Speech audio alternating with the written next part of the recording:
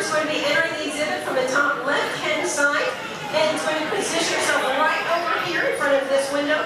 So while we're waiting for her to get in position, if those of you on the carpeted area would like to stay in the front, you can go ahead and take a seat. That way everybody behind you will be able to see. And for those of you who are watching from the stairs or from the bridge, you can make sure and stay towards the front and allow enough space for people to walk up and down the stairs or behind you on the bridge.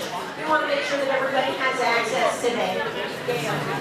Excellent. Well, welcome to the aquarium. Is everybody enjoying Shark Days? Have you all seen all of the sharks that we have here? No, not all of them. Well, you have a little bit of work to do before we close today. Well, I'm going to talk about our Kelp Forest exhibit.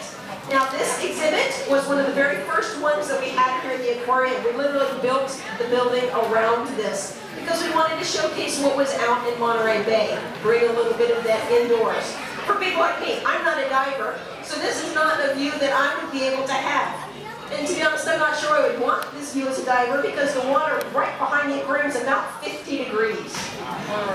Very cold. So I'm going to let the divers get in the water and feed the animals instead of me.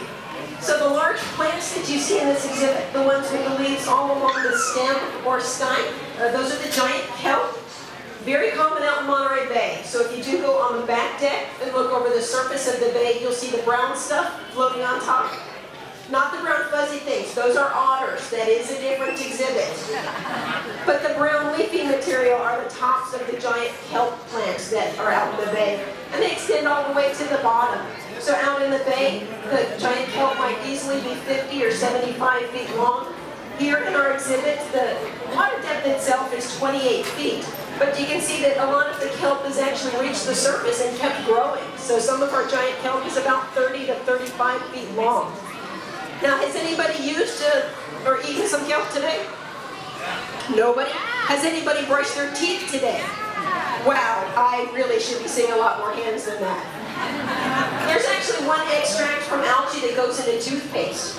So I'm hoping that everybody has used a little bit of algae today. There's a couple of extracts, carrageenan and algae, that go into a lot of everyday products. If you look at the ingredient label on salad dressings or ice creams, you'll see some algae products in there. There's even one extract from algae that goes into beer to help stabilize the foam. So there is something from algae for everybody. You're welcome to go out later and get some algae. There's a lot of fine restaurants on Panama Row. Now, when our diver gets in the water, we're going to get it from the top left-hand side. They're going to come right over here to this window. And they're probably going to be attracting a lot of attention. You'll notice that there's a few fish here. And then the fish will rapidly fill that window. And I'm sure it's just because our diver is a really great person, and this has nothing to do with the food bucket that's going to be carried in here. Oh, and I just want to point out the animal that's hovering right below our diver. That big fish with the bright orange stripe and the yellow jaw, that's our sheephead.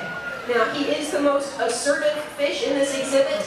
And if he gets a little close to the diver, I'll try to point it out because sometimes that fish darts in quickly to get the food and doesn't realize where the squid stops and the diver's finger starts.